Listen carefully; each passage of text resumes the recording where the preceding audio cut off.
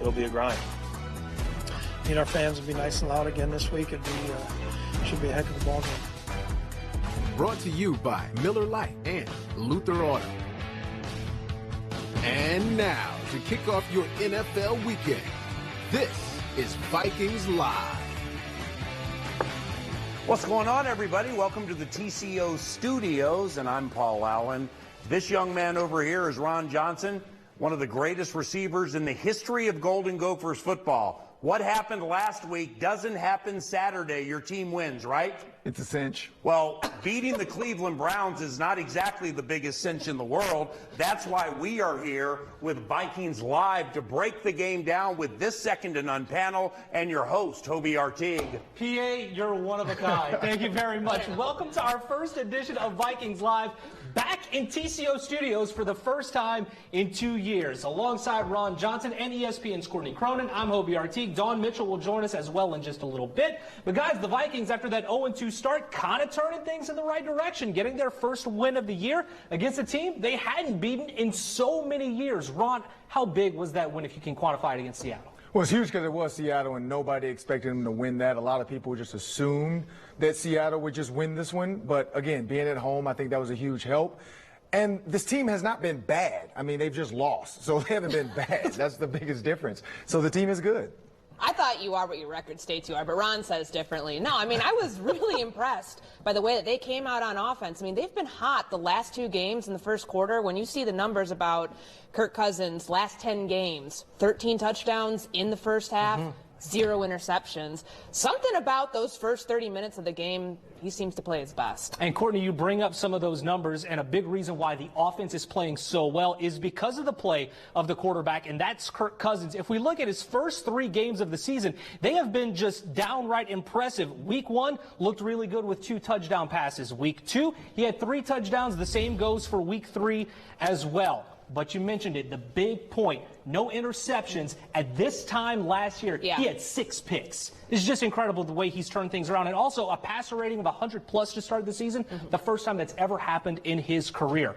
What has been the difference in Kirk? Courtney, we've seen him play good stretches with the Vikings, but what is just clicking right now to start, in your opinion? Well, I know what's been talked about so often in these press conferences is the fact that the leadership. Mike Zimmer, when I asked him about, well, what did you like from Kirk Cousins the first 2 weeks of the season, he's the one who unprompted brought up that leadership aspect, that he's got a better command of the team this year, that he's, owning the locker room effectively. And then you follow up with players and say, how does that translate to the fourth quarter in Arizona when you are in position? Kirk puts you in position to go win that game. How does that translate to situations where, hey, your offense is your best defense in the second half against Seattle? Stay on the field so your defense doesn't have to get Russell Wilson back out there and pass rush. So, I mean, you're in a great situation right now with Kirk Cousins. He's playing confident, he's precise, he's accurate, and I think 4 years in, it's all kind of coming together for him, because remember, what was the biggest question mark or unknown that was the buzzword thrown around with this offense? The offensive line.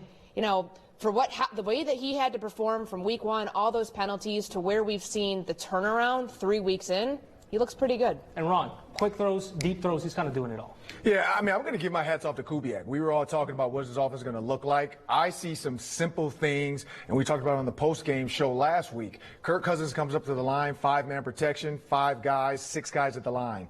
The minute he motions to an empty set, he sees the linebacker walk up. He switches the mic to that linebacker. Now the line knows these are our 5. Don't worry about the outside guy. So simple stuff like that did not happen last year, where there were free rushers. You look at the Colts game. You look at the Carolina game. There were free rushers all last year where Kirk didn't seem like he was able to make these checks. Now he's able to check out of it, and I think that's a huge help. And, I mean, the backpedal fadeaway throw, that's definitely like just making sure, I'm extending this play. I'm going to trust KJ Osborne to come across the middle, and I'm going to just throw it and hope that he ends up in the right spot. So it's the trust. And he did it without Alvin Cook in that last game against Seattle, which I think adds to the impressive way he was able to play that game. Courtney, you were at practice this week. He was limited back-to-back days, was Alvin Cook.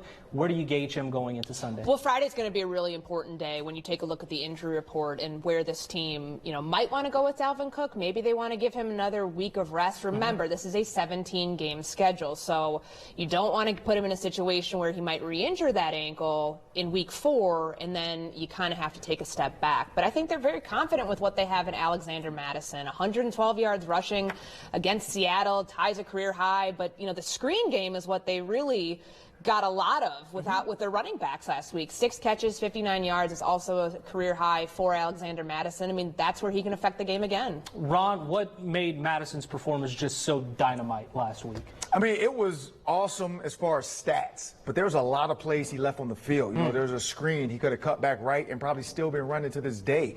I mean, there's a lot of things that he did well, which is one, follow the blocks. You know, he didn't try to overdo anything. He didn't try to press the issue where he's like, I'm going to break a big one like Dalvin would do. He just kind of went forward and said, I'm not going to lose yards. I'm not going to give up the big play. And I'm going to make sure when Kirk needs an outlet throw or the screen even, I'm not going to tip my hat. So I think he did a great job in that too. Like, he was very patient. He was calm and relaxed. And he just trusted the offensive line to create holes and get to that linebacker where he can just come off the linebacker. But it was a grinder. You know, it wasn't any like big play where you're like, wow. It was just, he grinded the game out the entire day and never really lost yards. Quickly switching to the other side of the ball, the defense in the first half against Seattle gave up 300-plus yards. Second half, 81. Just an incredible turnaround, most of that coming on that final drive of the game. Ron, what was the big change in your mindset that potentially can be carried over into this game against Cleveland? Well, I mean, if you look at what they did in the slot, it's just understanding what Russell Wilson has to do and how quick he has to get the ball out of his hands. When you can just keep him in the pocket, and he's not running like he used to, let's be honest, but when you can keep him in the pocket and then keep those receivers in front of you, that was the big difference. I mean, you look at the last 3 weeks for Russell Wilson, he was able to hit a big play. He didn't get to do that this game, and I think that really kind of it confused him a little bit, where he had to figure out, okay, how do I create some? And then when he tried to at the end of the game, it wasn't there. Courtney, I mean, big turnaround? Yeah, I mean, I think that, like I said, your offense is your best defense. So when Seattle was in a situation when they were down and trailing throughout the second half, what are they going to do? They're going to throw the ball. So you were able to get home. They were able to get home with the pass rush. You saw Everson Griffin, the sack daddy dance for the first time when he's back in a purple uniform. So, I mean, I think that was a big part of it, but they've got to play a complete game on defense. I mean, they have the 2 series, back-to-back weeks to start out, they, get 3 and out, but then they kind of had that lull before halftime. They've got to put it all together this time and limit the big plays. And limit the big plays, the ones of 15 plus or more. Well, one guy who's limited the mistakes and not had any turnovers, that's Kirk Cousins. And the way he's playing right now, a lot of people have him in the MVP conversation. We showed you some of the numbers.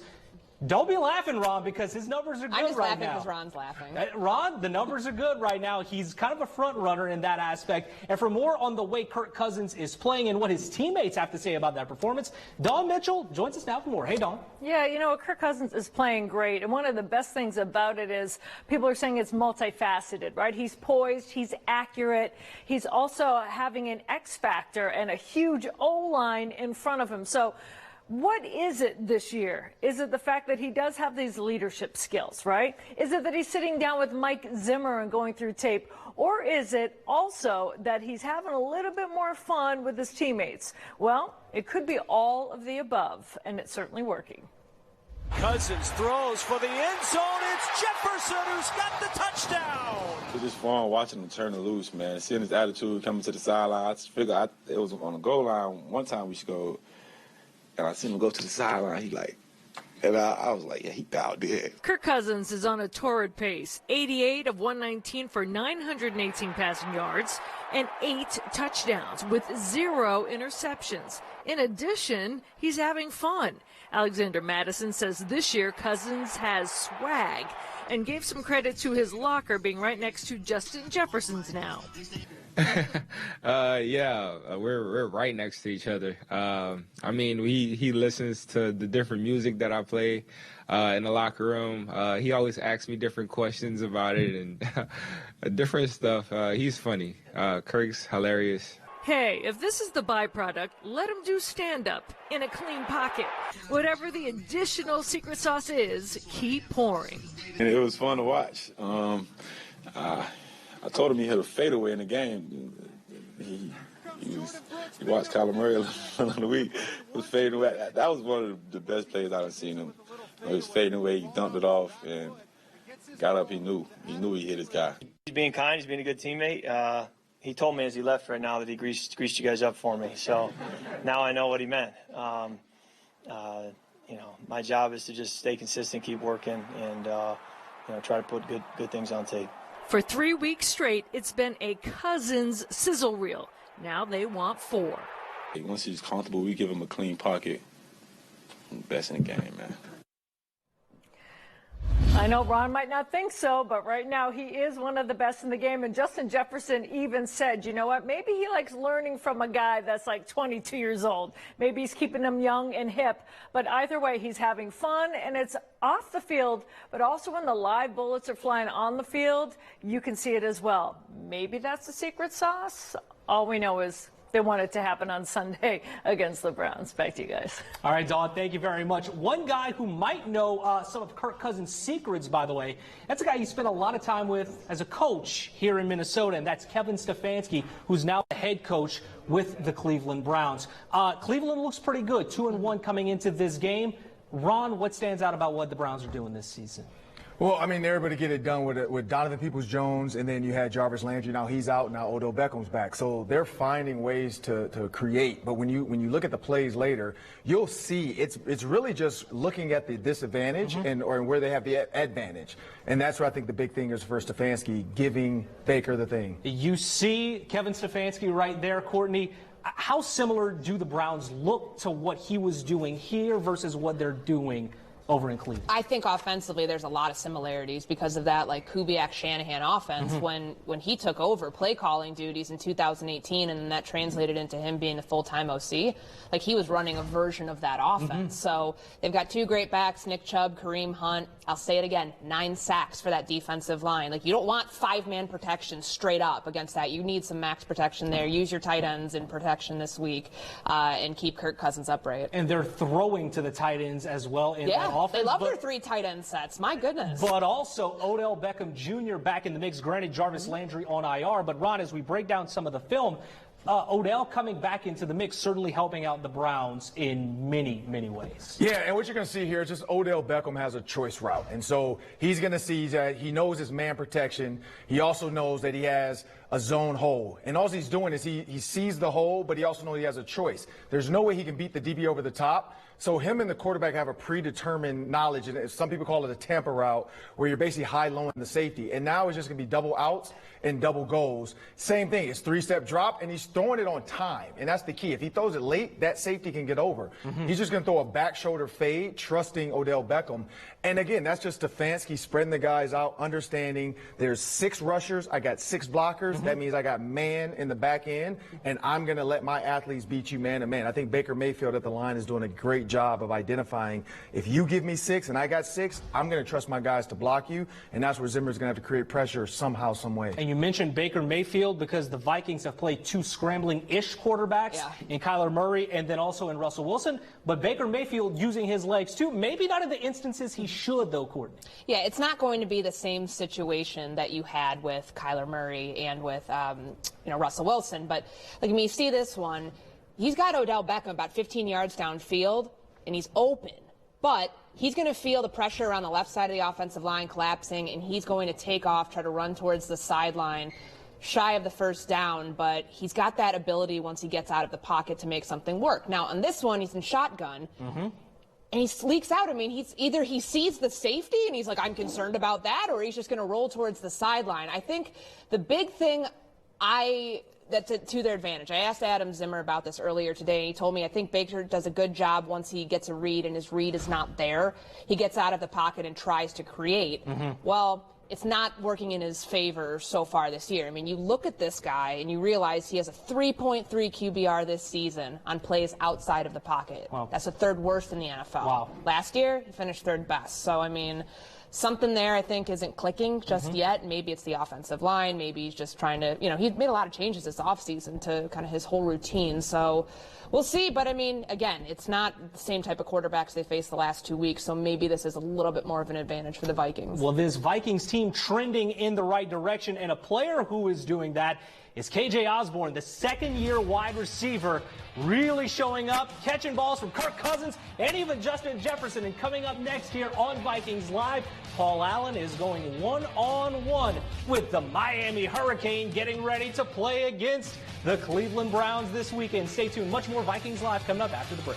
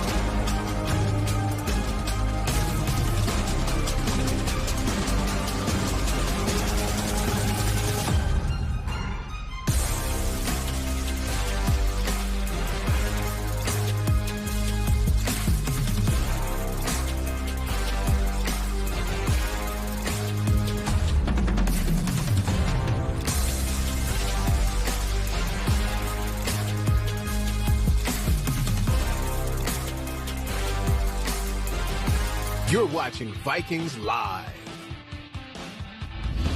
Brought to you by Miller Lite and Luther Auto. Welcome back to Vikings Live. Well, the Vikings needed a third wide receiver on the depth chart to step up, and they got a guy who's currently first on the team in yards per catch, and that's KJ Osborne. And KJ has been much more than okay this season, really stepping up for that purple offense. And for more with the Vikings wide receiver, Paul Allen is standing by live with KJ. Hey, PA. Hobie, my man, you number one on the team, yards per catch. You walk up to JJ or Adam, you know, I mean, they've done a lot of things, but like, hey, I got that yards per catch, you know. No, we don't even talk about it, really. We're just trying to get the wins. In the Arizona game, second play of the game, they set it up with Dalvin beautifully. Granted, there's a busted coverage, but who cares? There you go, wide open for your very first National Football League touchdown. Right. Have you ever dropped one of those at any level? I've never dropped one of them, especially not in the game. I have at Buffalo one time. I got one caught in the lights. You know, we play on Tuesday, Thursday night, so it was like some lights. I lost one in the light, but yeah. Other than that, no, I never dropped one though. But I mean, I've talked to Ron Johnson about this before too. It's when you're that wide open and it's just flow. It's not as easy as people think, right? Right. No, definitely not as easy as people think. Just because I caught over my outside shoulder, but I didn't know I was as open as I was. I was just running, you know, because my eyes were looking back. I was looking at Kurt. So I didn't even know if I was open until I was, and then I just finished it. Yeah, you're like, where's Buda Baker? Oh, here we go, and then you get in there. Yeah. Now, finally on that, like that got all the headlines and was shown everywhere. It was wonderful. Great way to start the game.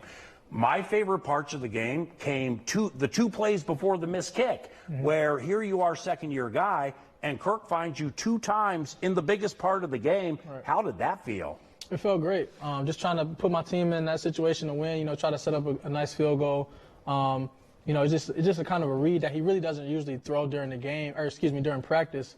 And, you know, so that was the first time. It was like a hot throw that, you know, he adjusted it and got it to me twice. I knew I was going to take a big hit. And the second one, I was able to make a pretty good catch, but it felt good. But for somebody as a rookie, in, by the way, the greatest wide receiver draft in the history of the NFL, and you were in it, I mean, you weren't even on the field one time for a play. Right. And now, second game of the year, Kirk, boom, boom. I mean, that's confidence in you, right? Yeah, it definitely is. And that's just what I'm trying to do, just build my confidence, you know, and builds, you know, Kirk's trust in me.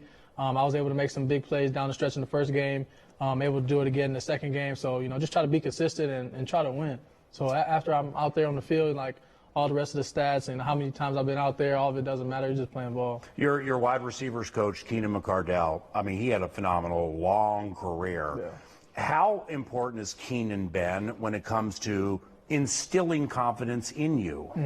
Huge. When I first spoke to him on the phone, you know, when he first got hired, we had a good, you know, long talk. And, you know, it's just great having somebody in the room, you know, who's played the game. Like you said, he played for a really long time. Yeah. He's been in every seat in the room, rather that be, you know, the last receiver on the depth chart to, you know, number one.